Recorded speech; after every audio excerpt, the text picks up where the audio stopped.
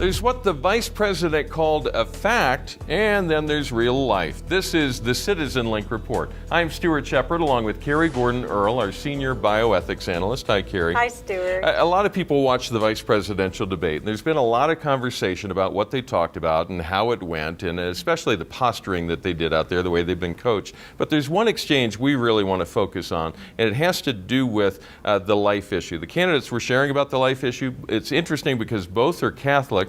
Of course, Representative Paul Ryan is very much pro-life. Vice President Joe Biden, very much pro-abortion as far as his policies go.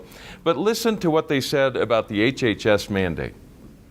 What troubles me more is how this administration has handled all of these issues. Look at what they're doing through Obamacare with respect to assaulting the religious liberties of this country. They're infringing upon our first freedom, the freedom of religion, by infringing on Catholic charities, Catholic churches, Catholic hospitals. Our church should not have to sue our federal government to maintain their religious liberties. My religion defines who I am. And I've been a practicing Catholic my whole life. And it has particularly informed my social doctrine. Catholic social doctrine talks about taking care of those who can't take care of themselves. People who need help. With regard to abortion, I accept my church's position on abortion as what we call de fide doctrine. Life begins at conception. That's the church's judgment. I accept it in my personal life. But I refuse to impose it on equally devout Christians and Muslims and Jews. And I just refuse to impose that on others, unlike my friend here, the congressman. I do not believe that we have a right to tell other people that women, they can't control their body. It's a decision between them and their doctor, in my view. In the Supreme Court, I'm not going to interfere with that. With regard to the assault on the Catholic Church, let me make it absolutely clear. No religious institution, Catholic or otherwise, including Catholic Social Services, Georgetown Hospital, Mercy Hospital, any hospital. None has to either refer for contraception, none has to pay for contraception, none has to be a vehicle to get contraception in any insurance policy they provide. That is a fact. That is a fact. Carrie, for many people watching this, probably left them wondering what in the world is going on between the administration and Catholic hospitals, and who's right about this? Well, what they're talking about here is a policy that is attached to Obamacare, the new health care reform law, that mandates that virtually all employers provide free contraceptive, sterilization, and possible abortion-causing drugs to their female employees. Now, this has been an issue of contention for some time now, and actually it's now in the courts. We have 35 lawsuits with over 100 plaintiffs involved in this now, and these are people of faith, these are different organizations or businesses even, that are saying, hey, wait a minute, that violates my religious faith, my beliefs, and we shouldn't be doing that. So it was interesting to see how Paul Ryan took the very general Catholic question and moved it directly into this HHS mandate. And you point out, and this is something we need to mention, it's not just Catholic hospitals, as they were talking about. There are private employers and also many Christian colleges and Christian publishers who are in on this in the lawsuits. It's an interesting long list that is developing. You do have Catholic entities, but you also have Protestant evangelical ones. You've got Tyndale House, which publishes Bibles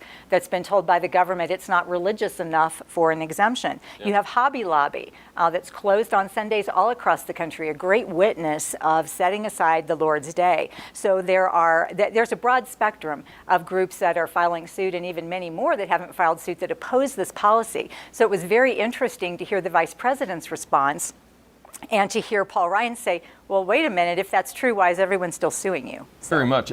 Some people might say, and I just want to present this because I want your answer, you know, I'm not Catholic, and I may not have a problem with what the administration is asking for in health care. Why is this an issue for me?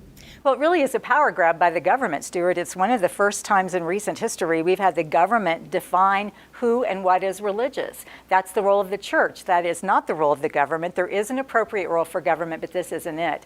And what Vice President Biden was doing in his talking point was really continuing what the administration has said, and that is that somehow someone else is going to pay for this. It's not going to be the employer. Well, there is no such thing as a free lunch or a free contraceptive or a free sterilization. Someone has to pay for that. And it is going to be the premiums that's paid by either the employer and or the employee. And it's really naive to say that somebody else is going to pick up the bill. Pregnancy is not a disease, and having to pay for drugs that may cause an early abortion is not health care. And those who have religious objections to this should not be forced to do that. And this really comes right down to the very first mention in the First Amendment of our first freedom, which is the freedom of religion. It is. And if this moves forward, if this is allowed to stand, what will be next? And I think that's the concern that people should have. Even if you're not directly affected by this, we are setting a precedent with this policy. The administration is to say that it's okay for the government to define who is religious, and that gets us into some dangerous territory. Now, as we watch these, I mean, we're interested in all the policy stuff that goes by, but our ears perk up when we hear particularly good pro-life answers on questions. And Representative Paul Ryan had an especially solid description of his pro-life point of view. Let's listen. It's not simply because of my Catholic faith. That's a factor, of course. But it's also because of reason and science. For our 7-week ultrasound for our firstborn child, and we saw that heartbeat. Our little baby was in the shape of a bean. And to this day, we have nicknamed our firstborn child, Liza, Bean. Now, I believe that life begins at conception. Those are the reasons why I'm pro-life. Stuart, that was such a refreshing articulation of the pro-life view. I think people are sometimes frustrated to have pro-life candidates and elected officials that kind of stumble over themselves when it comes time to explain why they're pro-life. Yeah. But that was heartfelt, it was moving, and it really expressed the compassion that the pro-life movement has. So I appreciated Paul Ryan's articulation there. Now, one thing we've seen in this, it seems like we've got the conservatives against both their opponent as far as the other candidate, and they also have opposing them in many cases, the moderator, who we would hope would be pretty much down the middle. But we've seen they kind of tend to lean left as we go through this. I think Jim Lara, I'm not a fan of Jim Lara, but he was probably the most fair we've seen so far. The moderator in this debate, though, really took a particular point of view that was not a pro-life point of view. Well, one of the last questions that Martha Raddatz of ABC News asked, she said, if the Romney-Ryan ticket is elected, should those who believe that abortion should remain legal be worried?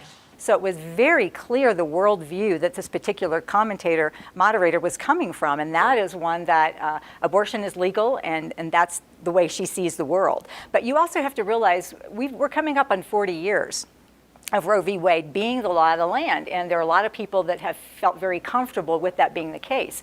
The polls show a majority of Americans do not like abortion and want less of it, and I think we continue to see that move toward a pro-life view. But that was interesting to me to see, out of all the ways that this moderator could have approached the issue of abortion, she went after the Romney-Ryan ticket and whether they were going to make abortion illegal. And when you phrase the question, should you be worried, you're basically saying, you should be worried. Yeah, you should. And what was interesting was seeing the vice president.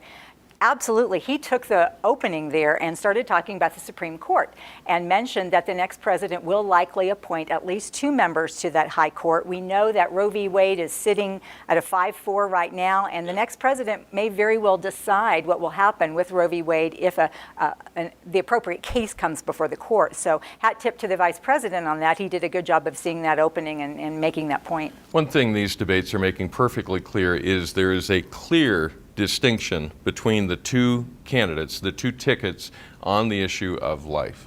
There really is, and we've talked about the platform here on this program, and again, we'd commend that to people to go read the two-party platforms where they stand on the issues of life, marriage, religious freedom. But the last questions in the vice presidential debate did turn toward life. And better late than never. I'm so glad they were asked, because there really was a very clear distinction between what the two parties and the two platforms, the two tickets would do on this issue. And again, government is not the panacea. That is not what we look to be our savior. We know who our savior is. But it is good to have people in place that have morals and values that will uphold and protect life, marriage, and religious freedom. And we need to look at that as we make our decisions this November. Very good. Thank you, Carrie. Appreciate your insights on this. And thank you for watching. We always appreciate hearing from you. Quite a few of you have been writing to us lately. We read everything that comes in. We don't always get to answer them all, but we do appreciate your comments, your questions, your criticisms. We're open to that as well. You may always write to us at mail@citizenlink.com. Remember to pray for the nation as we all decide for whom to vote, both at the top of the ticket, but also all the way down to state and local offices. Pray that we all have wisdom and clarity and insight as we try to weigh which of these imperfect humans we want to cast our vote for. And remember, stand tall and be heard.